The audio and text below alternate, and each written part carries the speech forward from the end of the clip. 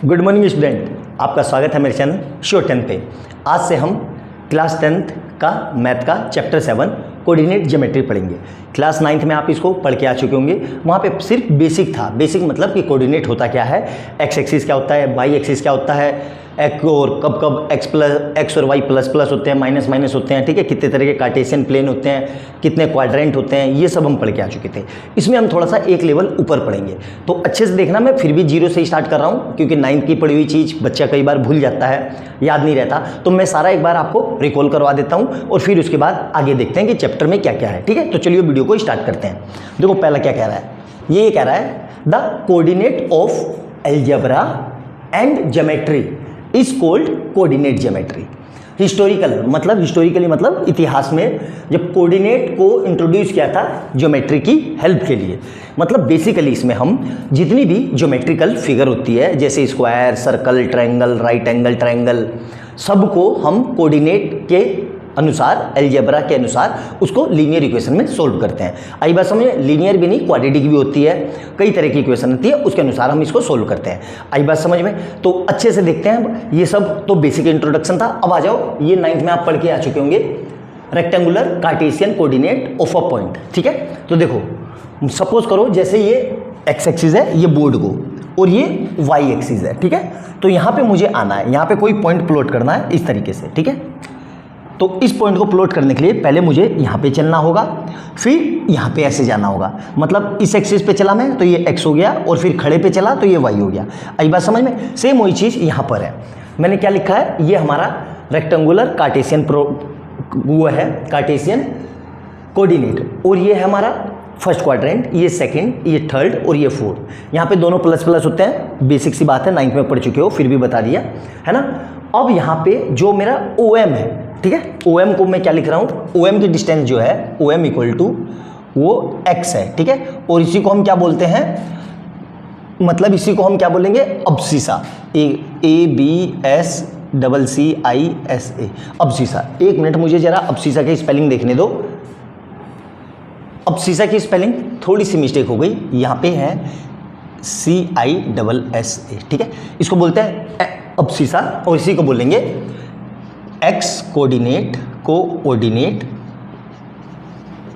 Of point P, मतलब इस point P का एक्स कोऑर्डिनेट जो है वो OM है। इसी तरीके से हम क्या लिखेंगे, MP क्या है हमारा, MP है हमारा Y, और इसकी डिस्टेंस Y है, और इसको बोलते हैं ऑर्डिनेट। ठीक है, ऑर्डिनेट। यहाँ तक कोई नई चीज़ नहीं है, सब पढ़ के आ चुके हो।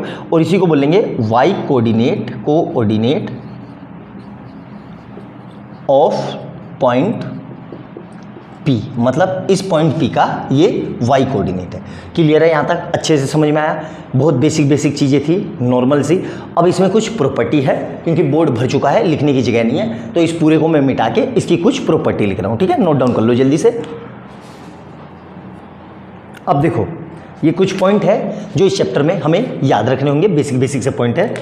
The ordinate of every point on x axis is 0, मतलब ये एक्सिस है, ये मेरी एक्स एक्सिस है। इस एक्सिस पे मैं कहीं पे भी चलूँ, यहाँ कहीं पे भी, तो y हमेशा क्या होगा, 0 होगा। क्यों? क्योंकि मैं x पे चल रहा हूँ, y पे तो चल ही नहीं रहा हूँ। दूसरा पॉइंट क्या है, the abscissa of every point on Y axis, जैसे ये वाई एक्सिस है। ठीक है, तो वाई एक्सिस में कहीं पे भी चलूँ, देखो यहाँ पे कहीं पे भी, तो हमेशा x क्या होगा, 0, क्योंकि मैं y पे चल रहा हूँ तो x पे चल नहीं रहा हूँ, तो x कोऑर्डिनेट 0 होगा। तीसरा क्या कह रहा है, the abscissa and ordinate of the origin O, ये जो मेरा ओरिजिन है O, यहाँ पे, तो यहाँ पे मेरा x और y दोनों क्या होते हैं, 0 होते हैं। ठीक है, अगला पॉइंट क्या है, the abscissa and ordinate of a point are perpendicular distance from the Y axis and X axis. मतलब क्या है कि जो ये वाली डिस्टेंस है और ये वाली डिस्टेंस है, तो ये वाली डिस्टेंस वाई एक्सिस के परपेंडिकुलर तो है। देखो यहाँ पे, देखो ऐसे मान लो, सपोज करो ये वाई एक्सिस है और ये मेरा एक्स एक्सिस है, तो ये ऐसे घुमा दो इसको, तो ये परपेंडिकुलर डिस्टेंस ही तो है। सिमिलरली ये देखो, ये एक्स पे क्या है, परपेंडिकुलर, तो वही लिख रखा है कि the abscissa and ordinate of a point are perpendicular distance from Y axis and X axis. और अगला देखो क्या कह रहा है, equation of X axis, X axis पे हमेशा वाई क्या होता है 0, और and equation of Y axis, मतलब वाई एक्सिस पे एक्स हमेशा क्या होता है 0। बहुत ध्यान रखना इसका, क्योंकि क्वेश्चन करते वक्त बहुत काम पड़ता है इसका, डिस्टेंस फार्मूले में तो स्पेशली काम पड़ता है ना। तो अच्छे से जितनी बात बताइए उसको नोट डाउन कर लो, ऐसा है नहीं इसमें कुछ कि समझने की जरूरत पड़े, सब बेसिक चीज़ें हैं, 9th में आपको पढ़ के आ चुके हो, रिकॉल करवाने के लिए था ये। अब हम पढ़ेंगे इसमें जो हमारा मेन टॉपिक है डिस्टेंस फार्मूला, ठीक है, नोट डाउन कर लो इसको जल्दी से। अब देखो ध्यान से, ये मैंने कुछ रेक्टेंगुलर कार्टेशियन प्लेन लिया है और कुछ पॉइंट ड्रॉ किए हैं। जैसे कि मुझे सपोज करो, मुझे ड्रॉ करना है x = 4 और y = 3 और x = -2 और y = -4। इसको मुझे ड्रॉ करना है ना, और इसकी लाइन मुझे खींचनी है कि भाई लाइन कैसे आएगी। तो देखो ध्यान से, आराम से समझना, बहुत सिंपल से। x = 4, तो x = 4, ये x एक्सिस है, 4 कहाँ है यहाँ पे, तो यहाँ पे 4 पे गोला बना दिया। अब यहाँ पे जो लाइन आएगी वो लाइन इसके पैरेलल आएगी, ऐसे y एक्सिस के। आई बात समझ में? तो हमेशा x पे जो पॉइंट होगा उसको जब हम प्लॉट करेंगे तो वो हमेशा y एक्सिस के पैरेलल आएगी। आई बात समझ में पहला। अब मुझे दूसरा प्लॉट करना है y = 3, तो y = 3 कहाँ पर है, ये रहा, तो y = 3 है ना। ध्यान से देखो, यहाँ पे गोला बना दिया। अब मुझे यहाँ से एक लाइन मैंने ऐसे खींच दी, ठीक है, जो किसके पैरेलल आएगी, ये x एक्सिस के पैरेलल आएगी, ठीक है। अगर इसको हम आगे बढ़ाएंगे तो ये यहाँ पे इसको इंटरसेक्ट कर देगी। तो इंटरसेक्टिंग पॉइंट अभी हमें नहीं निकालना है क्योंकि हमसे पूछा नहीं है, हमसे सिर्फ क्या बोला है कि y = 3 की लाइन ड्रॉ करनी है। अब इसी तरीके से मुझे x = -2 ड्रॉ करना है, तो x ये रहा, -2 का है यहाँ पे, देखो ये गोला बना दिया और यहाँ पे क्या करेंगे, लाइन खींच देंगे ऐसे, तो ये आ जाएगा इस तरीके से, ये -2 की लाइन है। आई बात समझ में? और उसी तरीके से y = -4, तो -4 ये रहा, यहाँ पे गोला बना दिया, ठीक है, गोला बना के ये लाइन खींची, तो ये किसके पैरेलल आएगी, ये आएगी x एक्सिस के पैरेलल। आई बात समझ में? तो चारों पॉइंट कैसे प्लॉट करने हैं समझ में आ गया अच्छे से, एग्जाम्पल था ये, मैंने आपको समझा दिया। अब इसमें हम देखेंगे डिस्टेंस फार्मूला क्या होता है। अगली हमारी हेडिंग है डिस्टेंस फार्मूला, तो इसको मिटा देता हूँ जल्दी से, ठीक है, फिर हेडिंग डालते हैं। अब देखो ध्यान से समझना, ये मैंने प्लॉट कर दिया है आपको बताने के लिए। जैसे मैंने, ये मेरा क्या है, देखो ये है -x और ये है +x और ये है -y और ये है +y, ठीक है। देखो ध्यान से, ये ओरिजिन है, O से लेके L तक की जो डिस्टेंस है वो है x1 और O से लेके जो M तक की डिस्टेंस है वो है x2। मैंने अज्यूम कर लिया कि भाई ये x1 है, ये x2 है। उसी तरीके से L से जो P की डिस्टेंस है वो है y1 और M से जो Q की डिस्टेंस है वो है y2। आई बात समझ में? तो P के कोऑर्डिनेट क्या होंगे, P देखो P, तो यहाँ पे मुझे पूछना है, तो यहाँ पे पूछने के लिए मैं x पे कितना चला x1 और y पे कितना चला y1, तो P के कोऑर्डिनेट क्या होंगे x1 y1, ठीक है। इसी तरीके से Q के कोऑर्डिनेट क्या होंगे x2 y2। आई बात समझ में? अब क्या करना है मुझे, ध्यान से देखो, अब मैं यहाँ से P के पैरेलली एक ये लाइन खींच दी ऐसे, P से एक लाइन खींची LM के पैरेलल, तो ये डिस्टेंस कितनी होगी, देखो x2 में से x1 माइनस कर दूंगा तो यही तो डिस्टेंस आएगी, तो ये डिस्टेंस आ गई मेरी x2 - x1। और P से Q तक की जो डिस्टेंस है ये वाली, इसको नाम दे देता हूँ कुछ LM और PQR, ठीक है। तो Q से जो R तक की ये डिस्टेंस, जो ये वाली डिस्टेंस, ये डिस्टेंस Q से R, तो पूरा y2, इस पूरे y2 में से ये y1 मैं माइनस कर दूंगा, तो क्या बचेगा, ये y2 - y1। आई बात समझ में? अब ये कहीं ना कहीं मेरा ये 90 डिग्री हो गया, ठीक है। अब ध्यान से देखो, ट्रायंगल PQR में अगर मैं पाइथागोरस थ्योरम लगा दूं तो मुझे PQ की डिस्टेंस आ जाएगी। देखो, तो मैं क्या कर रहा हूं, in triangle PQR apply Pythagoras theorem, apply Pythagoras theorem, ठीक है। क्लियर है यहाँ तक? मेरे ख्याल से कोई समस्या नहीं है। अब पाइथागोरस थ्योरम है तो मुझे पता है पाइथागोरस थ्योरम क्या होती है, हाइपोटेनियस का स्क्वायर इक्वल टू परपेंडिकुलर का स्क्वायर प्लस बेस का स्क्वायर। कोई दिक्कत यहाँ तक, कोई समस्या नहीं है।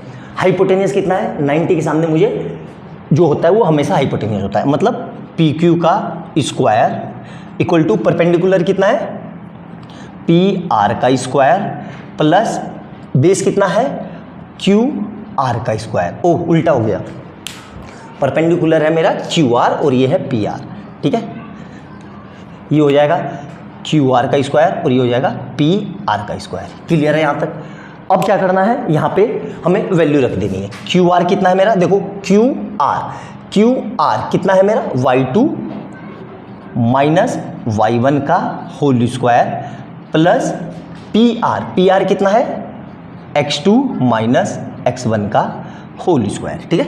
जो ये हो गया मेरा क्यू आर स्क्वायर। क्लियर है? अब हमें पता है ये स्क्वायर जाता है तो इधर अंडर रूट लगता है, तो यहाँ से क्या आ जाएगा, Q R equal to under root के अंदर y2 माइनस y1 का whole square plus x2 minus x1 का होल स्क्वायर। यही हमारा डिस्टेंस फार्मूला है। P और PQ दो पॉइंट क्या थे, P और Q, उनके बीच में जो डिस्टेंस निकालना था वो ऐसे निकालते हैं हम। ये है हमारा पूरा डेरिवेशन, ठीक है। आई बात समझ में अच्छे से? क्लियर है? कोई दिक्कत यहाँ तक मेरे ख्याल से कोई समस्या नहीं होनी चाहिए। बहुत अच्छे से मैंने आपको एक एक पॉइंट समझा दिया, नोट डाउन भी करवा दिया, आपको समझ में भी आ गया होगा। यहाँ तक कोई समस्या नहीं होनी चाहिए। अब इसमें भी कुछ प्रॉपर्टी है, उसको हम नोट डाउन करते हैं और अच्छे से समझेंगे कि क्या क्या वो प्रॉपर्टी है, ठीक है। नोट डाउन कर लो जल्दी से। अब देखो इसमें ये कुछ प्रॉपर्टी है, आपको याद रखनी है। ये हमारा डिस्टेंस फार्मूला आया था, है ना। इसको ये भी बोल देते हैं difference of ordinate plus difference of abscissa. कोई दिक्कत नहीं है, ठीक है। दो कैसे भी लिख लो और ये भी लिख लो, एक ही बात है। अब इसमें क्या कह रहा है, the distance of the point P। जैसे ये पॉइंट P है, ध्यान से देखो, ये पॉइंट P है, ठीक है। इसका ओरिजिन से ये वाला डिस्टेंस, यहाँ देखो ये वाला डिस्टेंस, ये वाला डिस्टेंस, ये डिस्टेंस निकालना है OP, और P के कोऑर्डिनेट मैंने क्या ले लिए, x, y, ठीक है। तो ओरिजिन से जो इसका डिस्टेंस आएगा वो ये आएगा, ध्यान रखना, बहुत काम का फार्मूला है। Distance from origin of 2 point, ठीक है। यहाँ पे इससे डायरेक्ट बहुत सारे न्यूमेरिकल आते हैं, अभी मैं आपको कराऊंगा अभी। अब अगला क्या कह रहा है, if PQ is parallel to x axis. जो ये हमारा PQ है, ये PQ जो है ये x एक्सिस के पैरेलल हो जाए। ध्यान से देखना, ये x एक्सिस है तो x एक्सिस के पैरेलल कैसे होगा भाई, x एक्सिस के पैरेलल इस पूरा PQ को ऐसे कर दूं मैं इस तरीके से। मतलब x1 उस केस में y1 और y2 जो होंगे वो दोनों ये भाई ये वाली लाइन अगर यहाँ से देखो, यहाँ से समझो, ये वाली लाइन यहाँ से घूम के ऐसे ऐसे ऐसे यहीं पर आ गई तो ये दोनों डिस्टेंस बराबर हो जाएगी ना, y1 y2। यही तो पैरेलल का मतलब यही तो है। तो ये क्या कह रहा है, देन इस केस में क्या होगा, हमारा जो PQ होगा वो होगा x2 माइनस x1। अब सेम यही केस सेकंड है, if PQ is parallel to y axis. जो ये PQ है, PQ यहाँ देखो ये PQ है तो ये PQ इस y एक्सिस के पैरेलल हो जाए, ये वाला आया, ध्यान से देखो, इस y एक्सिस के यही तो पैरेलल होगा। तो उस केस में क्या होगा, हमारा x1 और x2, तो यहाँ पे P भी यहीं पर आ गया, Q भी यहीं पर आ गया, तो P से L की जो डिस्टेंस है वही तो OP, मतलब ये वाला डिस्टेंस इसके पैरेलल है और ये वाला डिस्टेंस भी इसके पैरेलल आ जाएगा। यहाँ से अगर ऐसे ड्रॉ करूँ तो मैं, तो उस केस में क्या होगा, x1 जो है और x2 क्या होंगे, वो बराबर हो जाएंगे। और उस केस में जो हमारा PQ निकलेगा वो निकलेगा सिर्फ y2 माइनस y1 से। मतलब ये हिस्सा पूरा जीरो हो जाएगा, ध्यान से देखना, ये हिस्सा पूरा जीरो हो जाएगा। और ये हिस्सा पूरा ऐसे जीरो हो गया तो ऐसे समझो, रूट पे स्क्वायर है तो रूट का अगर स्क्वायर हो तो स्क्वायर से ये रूट हट जाता है, तो ये तो बचेगा सिर्फ y2 माइनस y1। तो ये हमारे डिस्टेंस फार्मूले की कुछ प्रॉपर्टी थी। अब इस पे बेस हम खूब सारे क्वेश्चन करेंगे, अच्छे से समझेंगे क्या क्या है, ठीक है। और इसमें कुछ और भी प्रॉपर्टी है, सबसे पहले वो लिख लेते हैं कि रोम्बस में क्या होता है, स्क्वायर में क्या होता है, रेक्टेंगल में क्या होता है, ठीक है। जितनी भी चीज़ें अब अच्छे से समझेंगे और इसको नोट डाउन करते हैं जल्दी से, ठीक है। अब देखो ध्यान से, ठीक है।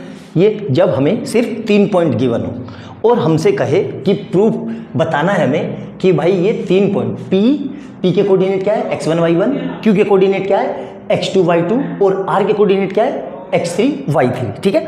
ये 3 पॉइंट गिवन है और हमें बताना है कि ये आइसोसेलेस ट्रायंगल है कि इक्विलैटरल ट्रायंगल है कि स्केलेन ट्रायंगल है कि राइट एंगल ट्रायंगल है कि आइसोसेलेस राइट एंगल ट्रायंगल है, ठीक है। तो इसमें क्या करना है, ध्यान से समझना बहुत अच्छे से। आइसोसेलेस ट्रायंगल होगा तो हमें क्या करना है, PQ, QR और RP। मैंने क्या कहा, PQ, QR और RP तीनों में हमें डिस्टेंस फार्मूला लगाना है, ठीक है। 3 बार डिस्टेंस फार्मूला लगाएंगे। और आइसोसेलेस ट्रायंगल में क्या होता है कि कोई भी दो साइड इक्वल आती है, या तो पी क्यू क्यू आर के बराबर आ जाए या क्यू आर पी आर के बराबर आ जाए, ठीक है। तो अगर पी क्यू क्यू आर के बराबर आ जाएगा तो हम बोल देंगे आइसोसेलेस ट्रायंगल है, या क्यू आर पी आर के बराबर आ जाएगा तो भी हम बोल देंगे आइसोसेलेस ट्रायंगल है। आई बात समझ में? मतलब इसके आइसोसेलेस के लिए किन्हीं दो को हमें डिस्टेंस फार्मूला इक्वल होना चाहिए। इक्विलेटरल ट्रायंगल के लिए क्या करेंगे, पी क्यू क्यू आर और आर पी तीनों बराबर आना चाहिए। जैसे आइसोसेलेस के लिए क्या कर रहा हूं मैं, या तो पी क्यू जो है क्यू आर के बराबर आ जाए, या क्यू आर जो है वो पी आर आर पी के बराबर आ जाए, ठीक है। आई भाई समझ में? इक्विलेटरल में क्या करेंगे, पी क्यू जो है मेरा पी क्यू मतलब पी क्यू के बीच में distance formula equal to Q R के बीच में distance formula equal to R P के बीच में डिस्टेंस फार्मूला, तीनों बराबर आने चाहिए, ठीक है। स्केलियन में क्या करेंगे, तीनों में पी क्यू जो है P Q not equal to Q R and Q R not equal to P R. आई बात समझ में? क्लियर है? थोड़ा ज़्यादा बड़ा बन गया पी, मतलब इन तीनों में डिस्टेंस फार्मूला लगाएंगे पी क्यू क्यू आर और आर पी, और तीनों बराबर नहीं आएंगे। आई बात समझ में? अच्छे से नोट डाउन करो।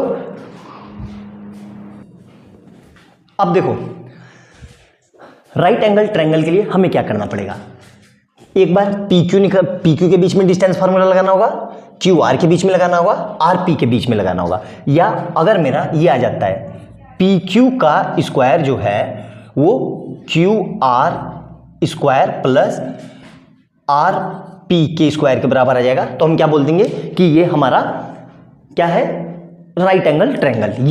या फिर जो मेरा पी क्यू आर का जो स्क्वायर है वो किसके बराबर आ जाना चाहिए, क्यू आर का स्क्वायर वो किसके बराबर आ जाना चाहिए, आर पी के स्क्वायर के बराबर, आर पी का स्क्वायर प्लस पी क्यू के बराबर, ठीक है। या फिर तीसरा पी क्या हो गया, P Q Q R P का स्क्वायर। अब अगला क्या आएगा, आर पी का जो स्क्वायर है वो किसके बराबर आना चाहिए, पी क्यू के स्क्वायर प्लस आर क्यू के स्क्वायर, आर क्यू के स्क्वायर के। आई बात समझ में? और इन तीनों में से कोई सी भी प्रॉपर्टी जो सेटिस्फाइड कर देगी उसको हम बोल देंगे कि क्या है भाई, ये हमारा राइट एंगल ट्रायंगल है। अब N isosceles right angle triangle के लिए क्या करना होगा, देखो ध्यान से, आइसोसेलेस राइट एंगल ट्रायंगल के लिए हमें क्या करना होगा, जो पी क्यू है वो मेरा क्यू आर के बराबर आना चाहिए, और आर पी का स्क्वायर जो होना चाहिए वो पी क्यू के स्क्वायर प्लस क्यू आर के स्क्वायर के बराबर होना चाहिए, ठीक है। आई बात समझ में? और जरूरी नहीं है कि ये आए, ये भी आ सकता है। आर में जो मेरा आना चाहिए क्या है, क्यू आर जो है वो मेरा आर पी के बराबर आना चाहिए। ध्यान से देखो, क्यू आर जो है वो आर पी के बराबर आना चाहिए, ठीक है। और जो मेरा क्या बचा, ये आर क्यू आर पी ये आ गया, तो हाँ यहां से क्या आना चाहिए, पी क्यू का जो स्क्वायर है वो आर क्यू का स्क्वायर प्लस आर पी के स्क्वायर के बराबर आना चाहिए। आई बात समझ में? तो ये जब सारी प्रॉपर्टीज को कोई सी भी प्रॉपर्टी होल्ड कर देगी, इसका मतलब क्या है कि वो मेरा आइसोसेलेस राइट एंगल ट्रायंगल है। ये डिस्टेंस फार्मूले हैं, ठीक है। ये सब मतलब पी क्यू के बीच में डिस्टेंस फार्मूला, क्यू आर के बीच में डिस्टेंस फार्मूला, आर पी के बीच में डिस्टेंस फार्मूला। बाकी हम इसके क्वेश्चन करेंगे तो ज़्यादा बेटर क्लियरिटी पिक्चर क्लियर होगी। अभी सिर्फ ये प्रॉपर्टी है जो इसको नोट डाउन कर लो आप, बाकी क्वेश्चन में मैं करवाऊंगा तो तब आपको ज़्यादा अच्छे से समझ में आ जाएगा, ठीक है। नोट डाउन करो इसे जल्दी से, आगे देखते हैं, ठीक है। अब देखो, अब अभी तक हमने जब हमें 3 पॉइंट दिए थे तो हमें उसमें क्या क्या प्रूव करवाना था, 5 केस बने थे, मैंने 5 केस आपको बता दिए। अब हमें 4 पॉइंट दिए हुए हैं, देखो यहाँ पे लिखा है मैंने, when 4 points are given and it is required to. जब 4 पॉइंट दिए हो और हमसे ये कहे कि प्रूव डेट ये चारों पॉइंट कौन से, P Q R S. P के कोऑर्डिनेट क्या है, x1 y1, यहाँ पे लिख दिया मैंने। क्यू के कोऑर्डिनेट क्या है, x2 y2। आर के कोऑर्डिनेट क्या है, x3 y3, और एस के कोऑर्डिनेट क्या है, x4 y4। और हमसे कहे कि प्रूव डेट कि ये स्क्वायर है। तो देखो क्या करना है, ध्यान से समझना। एक बार मुझे P Q Q R R S और एस पी, ठीक है, ध्यान रखना। मतलब ये ऐसे समझो, ये मैंने स्क्वायर बना दिया, ठीक है, ये स्क्वायर है और इसके चारों कोऑर्डिनेट लिख दिए, पी क्यू आर एस, और यहाँ पे लिख दिया मैंने x1 y1 x2 y2 x3 y3 और x4 y4 y4, ठीक है। और यहां पे क्या किया मैंने, ध्यान से देखना, p और r को मिला दिया ऐसे, ठीक है, और s और q को मिला दिया, ठीक है, क्लियर है।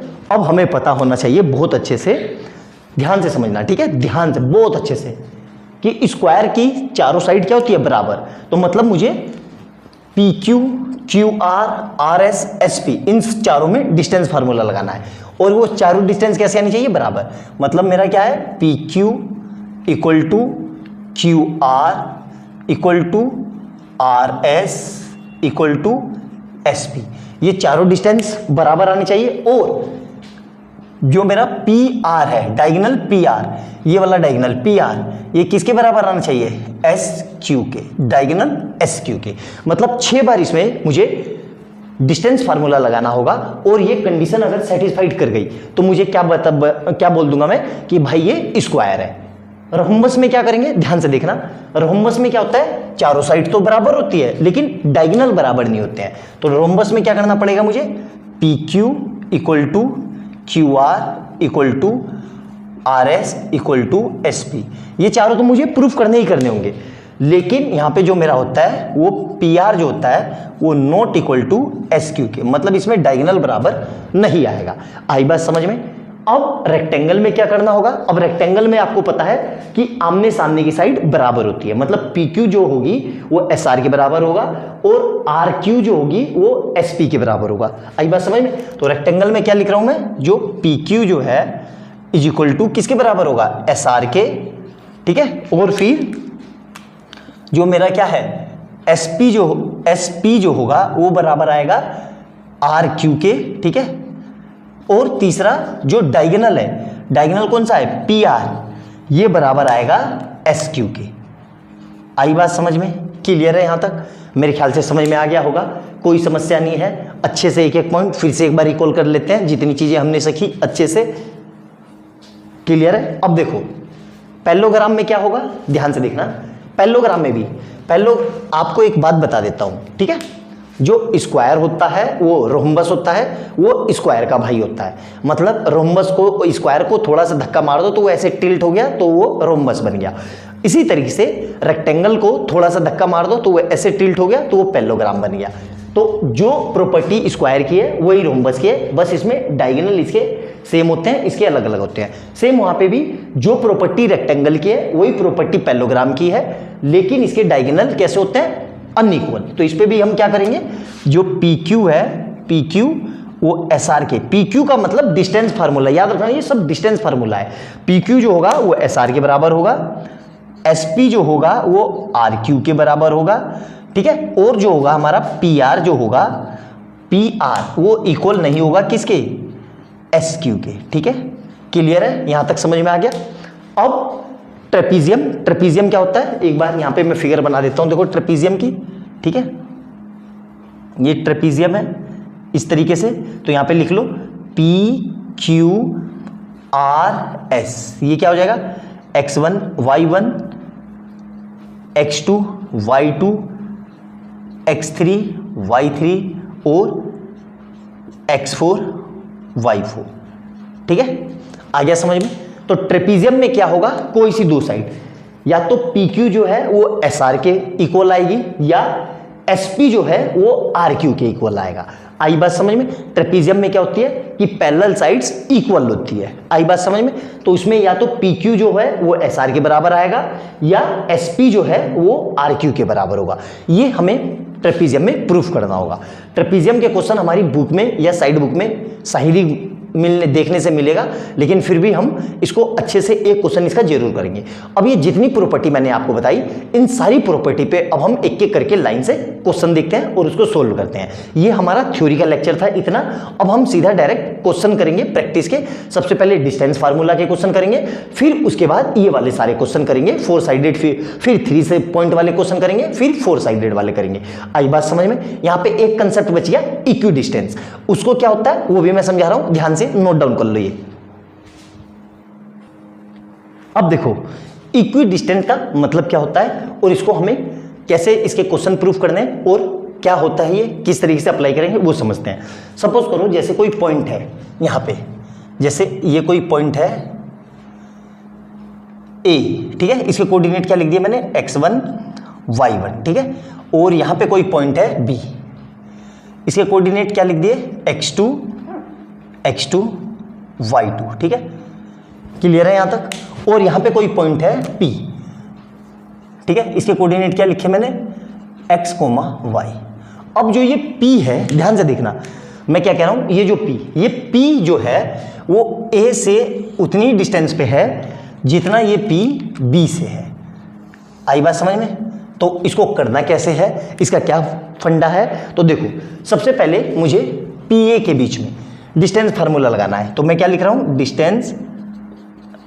डिस्टेंस बिटवीन PA, ठीक है, PA के बीच में डिस्टेंस फार्मूला लगा रहा हूँ, ठीक है। तो डिस्टेंस फार्मूला क्या था हमारा, ध्यान से देखो, ये था मेरा x2 माइनस x1 का whole square plus y2 minus y1 का होल स्क्वायर, ठीक है, क्लियर है यहाँ तक।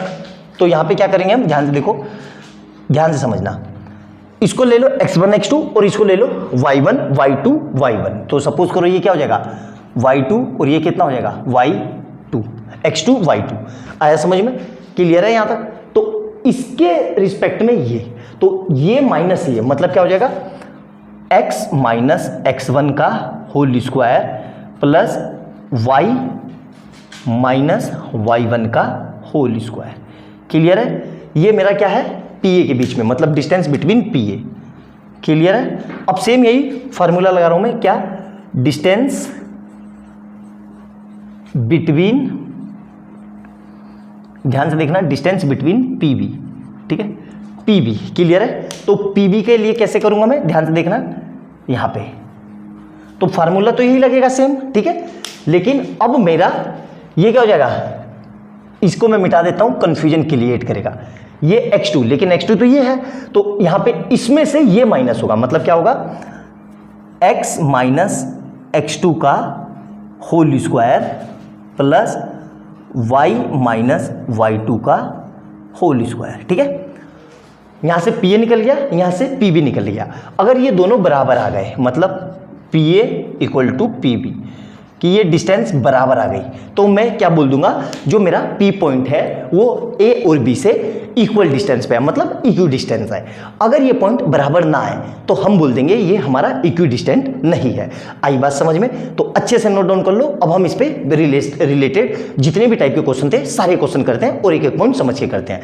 नोट डाउन कर लो। अब हमारा जो आगे की ये वीडियो होगी वो पूरी तरीके से क्वेश्चन बेस्ड सारी वीडियो होगी, उसमें वैरायटी ऑफ तरह के मैं डिस्टेंस फार्मूले के क्वेश्चन करवाऊंगा। और जो 3 पॉइंट दिए हूँ, रेक्टेंगल, वो रेक्टेंगल कह रहा हूँ, equilateral, isosceles, scalene, isosceles right angle triangle या राइट एंगल ट्रायंगल, जितने भी टाइप के 5 क्वेश्चन है सारे के एक एक क्वेश्चन कराऊंगा, एक एक प्रैक्टिस क्वेश्चन रहेगी। और उसी तरीके से फिर 4 साइडेड के फिगर के जितने भी क्वेश्चन है वो करवाऊंगा मैं आपको। नोट डाउन कर लो जल्दी से, उसको नोट डाउन करते हैं, फिर क्वेश्चन करते हैं। अब देखो, जितनी हमने थ्योरी पढ़ी उस पर बेस अब हम क्वेश्चन करेंगे। पहला क्वेश्चन ये वाला मैं करवा रहा हूँ, इसी के जैसा मिलता जुलता, ये आपके लिए होमवर्क है, इसको आप होमवर्क में प्रैक्टिस करना, बिल्कुल आपको समझ में आ जाएगा। ये वाला क्वेश्चन मैं करवा रहा हूँ कि करना कैसे, ठीक है। ये मैं मिटा देता हूँ, ठीक है। ध्यान से देखना, सबसे पहले जो हमें पॉइंट दिए हुए हैं, कौन से पॉइंट है ये, इस पॉइंट को लिख लेते हैं, कोई भी नाम दे दो। इस पॉइंट को मैंने नाम दे दिया ए, और ए के कोऑर्डिनेट क्या लिखे मैंने 0,5, और यहाँ पे लिख लिया बी, और बी के कोऑर्डिनेट क्या लिखे मैंने -5,0, ठीक है। सबसे पहले ये काम करना है, फिर उसके बाद क्या करना है, इसको नाम लिख दो। ये क्या हो गया मेरा x1, और ये क्या हो गया x2, क्या हो गया x2। क्लियर है यहाँ तक? जैसे मैं कर रहा हूँ वैसे ही करना। देखो थोड़ा सा मैं टाइम ज़्यादा ले रहा हूँ क्योंकि मैं बिल्कुल स्लोली पढ़ाने में यकीन रखता हूँ। तेज़ी से पढ़ा दूंगा तो आपको समझ में कुछ आएगा नहीं, और आप वीडियो देख के चले जाओगे टाइम पास करके, ठीक है, उसका कोई फ़ायदा नहीं है। ये लिख दिया। अब हमें क्या करना है, हमें डिस्टेंस फार्मूला लिखना है। क्या लिखना है, डिस्टेंस बिटवीन, किसके बीच में, जो पॉइंट लिखे हैं मैंने, कौन से point, distance between A B, ठीक है। तो ये फार्मूला क्या होता है, अंडर रूट के अंदर देखो ये होता है x2 माइनस x1 का whole square plus y2 minus y1 का होल स्क्वायर, ठीक है। अब जो पॉइंट दिए हुए हैं ए बी ऐसे ही रहा, जो मेरे ये पॉइंट लिखे हुए हैं मैंने, कौन से, ऊपर, x2 कितना है देखो ध्यान से, -5 और -x1 कितना है 0, इस पूरे का होल स्क्वायर, प्लस y2 कितना है 0, ध्यान से देखो 0, माइनस y1 कितना है 5 का होल स्क्वायर। तो ये कितना आ जाएगा अंडर रूट के अंदर, ध्यान से देखो, -5 -0 तो मतलब -5 का होल स्क्वायर, प्लस यहाँ से भी कितना आ जाएगा 0 - 5 मतलब -5 का होल स्क्वायर। अब 5 का होल स्क्वायर कितना होता है 25 हमें पता है, प्लस इस 5 का होल स्क्वायर भी कितना होता है 25 अंडर रूट के अंदर, दोनों मिलके कितने हो गए √50, ये हो गया। अब √50 के टुकड़े कर लो, टुकड़े क्या होंगे इसके, ध्यान से देखो 5 × 5 × 2, ये इसके टुकड़े होंगे, ठीक है। अब हमें पता है रूट में 2 नंबर मिलके एक बाहर आ जाता है, तो यहाँ से क्या आ जाएगा मेरा 5√2 ये, और यहाँ पे क्या लिख देना यूनिट, क्योंकि हमें यूनिट पता नहीं, तो 5√2 यूनिट जो होगी वो मेरी डिस्टेंस होगी। तो ए बी की डिस्टेंस कैसे निकालनी है आपको समझ में आ गई। एक नंबर में बहुत फ्रिक्वेंटली ये क्वेश्चन पूछा जाता है, एमसीक्यू में या एक नंबर में जरूर आता है, तो अच्छे से देखना और समझ के करना। मैंने आपको समझा दिया कैसे करना है, प्रैक्टिस क्वेश्चन आप घर से करना, ठीक है। तो ये क्वेश्चन आपको समझ में आ गया, ये मैं मिटा देता हूँ। अब इसका दूसरा क्वेश्चन लिखते हैं, ठीक है, जल्दी से, कि find the distance between the point, कौन से पॉइंट, यहाँ देखो ये मिटा देता हूं जल्दी, एक पॉज कर देता हूं, ठीक है। अब देखो ये हमारा सेकंड क्वेश्चन है, ठीक है, इसको क्वेश्चन नंबर 2 कर लेते हैं, ठीक है, क्वेश्चन नंबर 2, ठीक है। तो ये वाला क्वेश्चन मैं करवा रहा हूं, इसी के जैसा ये आपके लिए होमवर्क है, आप इसको होमवर्क में ट्राई करना, बिल्कुल आंसर आएगा। ये वाला मैं करवा देता हूं, ठीक है। तो सबसे पहले एज यूजुअल क्या करते हैं, हमेशा की तरह इसको मैं मिटा देता हूं, ठीक है, क्योंकि ये प्रैक्टिस क्वेश्चन था, आपने लिख लिया होगा, घर पे करना आप, ठीक है। अब देखो ध्यान से, हमें क्या कह रहा है, find the distance of the point from origin. तो ओरिजिन का पॉइंट कितना होता है 0 0, ठीक है, याद रखना। ओरिजिन को नाम दे देता हूं O, और इसके पॉइंट क्या होते हैं 0,0। लेक्चर में मैं पहले ही बता चुका हूं, जो लोगों ने लेक्चर नहीं देखा है या डायरेक्ट यहां से आ रहे हैं, तो पहले लेक्चर की थ्योरी देखे आराम से, तभी आपको समझ में आएगा। अदरवाइज आप टाइम पास करोगे, आपको समझ में नहीं आएगा, 2-1 मिनट देखोगे और फिर वीडियो बंद कर दोगे, ठीक है, जो कि बिल्कुल गलत है। सीखने के लिए आपको थोड़ा समय देना पड़ेगा। ये जो पॉइंट है इसको नाम दे दो ए, इसको ए नाम दे दो, बी नाम दे दो, कुछ भी, तो इसको नाम दे दिया मैंने ए, और इसके कोऑर्डिनेट क्या लिख दिए x1 y1, ठीक है। अब हम क्या करेंगे, फार्मूला लिखेंगे, क्या लिख रहा हूं मैं, डिस्टेंस बिटवीन, किसके बीच में, ए और ओ के बीच में, ए ओ फ्रॉम ओरिजिन की स्पेलिंग मिस्टेक हो गई, फ्रॉम ओरिजिन, ठीक है, ओरिजिन, ठीक है। और ये फार्मूला मैंने बताया था आपको, क्या होता है ये, ध्यान से देखो, ध्यान से देखना, x2 - x1 का whole square plus y2 - y1 का होल स्क्वायर, ठीक है। ये हमारा फार्मूला था। यहाँ पे क्या है, पॉइंट लिख देंगे जो वैल्यू दी हुई है, ये क्या हो जाएगा x1 y1, और ये क्या हो जाएगा x2 y2। तो अंडर रूट के अंदर x2 कितना है 0 माइनस, यहाँ से देखो x1 कितना है 6, 0 - 6 का होल स्क्वायर प्लस ये कितना है 0 - 8 का होल स्क्वायर, ठीक है। तो यहाँ से कितना बचा, ध्यान से देखो, अंडर रूट के अंदर -6 का स्क्वायर प्लस -8 का स्क्वायर, ठीक है। कितना होता है ये, देखो ध्यान से, 6 का स्क्वायर कितना होता है 36 प्लस 8 का स्क्वायर 64, दोनों को ऐड कर देंगे, कितना आ गया 100। तो 100 को फर्दर मैं लिख सकता हूँ अंडर रूट के अंदर 10 × 10, और अंडर रूट में 2 पेयर मिलके एक बाहर आ जाते हैं, तो मतलब क्या आ जाएगा 10 यूनिट। ये जरूर लिखना यूनिट, ठीक है, वरना मार्क्स कट जाएंगे इसका। तो डिस्टेंस इसका एओ की जो ओरिजिन से डिस्टेंस है वो कितनी आएगी 10 यूनिट। आया समझ में। तो सिंपल से क्वेश्चन है, आपको समझ में आ गया होगा क्वेश्चन नंबर 2 भी। अब क्वेश्चन नंबर 3 देखते हैं, बहुत जनजनाता हुआ शानदार सा, नोट डाउन करो इसे जल्दी से। क्वेश्चन नंबर 3 देखेंगे, जबरदस्त क्वेश्चन है ये। जो बच्चे ट्रिग्नोमेट्री पढ़ चुके हैं उसको ये क्वेश्चन समझ में आ जाएगा। जिन बच्चों ने अभी तक ट्रिग्नोमेट्री नहीं पढ़ा है उनको एक बार को ये क्वेश्चन परेशान करेगा, लेकिन इतना परेशान भी नहीं करेगा कि आपको समझ में ना आए। जो चीज़ मैं बता रहा हूँ बस उसको याद रख लेना, हमारा काम बन जाएगा, ठीक है। हमें डिस्टेंस लगाना है, डिस्टेंस बताना है, इन ये पॉइंट दिए हुए हैं, ठीक है। तो मैंने अभी बताया था जो ये पॉइंट दिए हुए हैं इसको क्या करना है आपको, इसको नाम दे दो ए लिख दो। ए कितना है 10 cos 30, 0 और बी कितना है, बी को लिख लो 0, 10 cos 60 डिग्री। क्लियर है, यहाँ तक समझ में आ गया होगा मेरे ख्याल से। अब क्या करना है, इसको नाम लिख देना है, ठीक है। अलग अलग मार्कर उठा लेता हूँ मैं ताकि समझ में आ जाए। इस पूरे को यहाँ से लेके यहाँ तक इसको लिख दो x1 और इसको लिख दो x2, ठीक है। उसी तरीके से इसको क्या लिख देंगे y1 और इस पूरे को y2। क्लियर है, यहाँ तक समझ में आ गया। अब क्या करेंगे, डिस्टेंस फार्मूला लगाएंगे किसके बीच में, ए बी के बीच में। तो हम जानते हैं डिस्टेंस बिटवीन, ठीक है, बिटवीन ए बी, ठीक है। ए बी लिख लिया और अपना फार्मूला लिखना है, ठीक है। फार्मूला जरूर लिखना है, ठीक है। फार्मूला बार बार लिखना है। क्या होता है x2 माइनस x1 का होल स्क्वायर, ठीक है। x2 माइनस x1 का whole square plus y2 minus y1 का होल स्क्वायर। क्लियर है यहाँ तक अच्छे से। अब यहाँ से देखो कितना आएगा, अंडर रूट के अंदर बड़ा सा अंडर रूट लगा देते हैं, ठीक है। यहाँ तक x2 कितना है 0, देखो ध्यान से 0 माइनस x1 कितना है 10 cos 30, ठीक है, का होल स्क्वायर प्लस y2 कितना है ध्यान से देखो 10 cos 60 माइनस 0 का होल स्क्वायर, ठीक है। अब यहाँ पे वैल्यू रख देंगे, ठीक है। 0 माइनस 10 तो मतलब क्या बचेगा, माइनस का 10 cos 30 का होल स्क्वायर प्लस यहाँ से क्या बचेगा 10 cos 60 का होल स्क्वायर, ठीक है, अंडर रूट के अंदर। आया समझ में, ध्यान से देखना। अब हमको पता होना चाहिए, आपने ट्रिग्नोमेट्री जिसने पढ़ी है बहुत अच्छी बात है, जिसने नहीं पढ़ी वो यहाँ पे देख ले।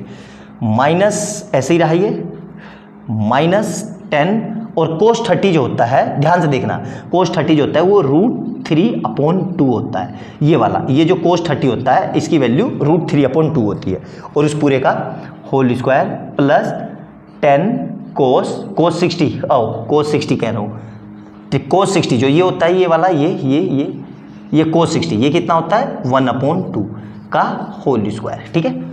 आया समझ में यहाँ तक, मेरे ख्याल से समझ में आ गया होगा। ऊपर का मैं मिटा देता हूँ, इसका कोई काम नहीं है, ठीक है। अब देखना ध्यान से, ठीक है। तो इससे ये कट जाएगा तो ये कितना आ जाएगा 5 और इससे ये कट जाएगा ये भी कितना आ जाएगा 5।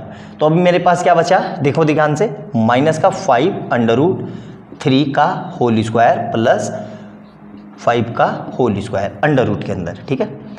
क्लियर है यहाँ तक। अब देखो कई बच्चे इसका स्क्वायर खोलने में भी गलती करते हैं, तो ध्यान से देखना, जैसे मैं बता रहा हूँ वैसे ही करना, कभी गलती नहीं होगी, ठीक है।